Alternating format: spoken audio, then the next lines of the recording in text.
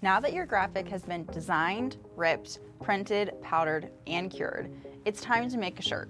When pressing a DTF transfer, the material you're pressing on is the most important factor when deciding the time, temperature, and pressure. We have a cheat sheet you can download from our website as a quick reference for the heat press settings for different materials. The shirt we're pressing on today is a Polycotton blend, so we're going to press at 275 degrees Fahrenheit for 20 seconds with a light pressure. The heat press is melting the adhesive and bonding the shirt and ink all together as one. It's also activating the release layer on the film. Some films are cold peel, meaning the shirt and transfer have to cool to room temperature before the film can be peeled. But this is a hot peel, so it can peel right away.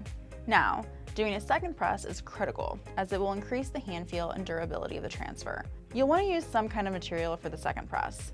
We recommend parchment paper or T-seal.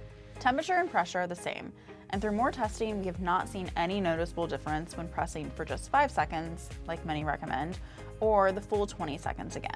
If you're in a hurry, second press for 5, but if your workflow is smoother, pressing for the full 20, go for it. And there we have it, a custom-made direct-to-film shirt. If you've enjoyed this series, learning the basics and how a DTF shirt is made, let us know by clicking the like button. We have so much more on the horizon for this channel that will teach, inspire, and entertain you with all things DTF. So subscribe so you don't miss any of it. Thanks for watching, and we'll see you soon.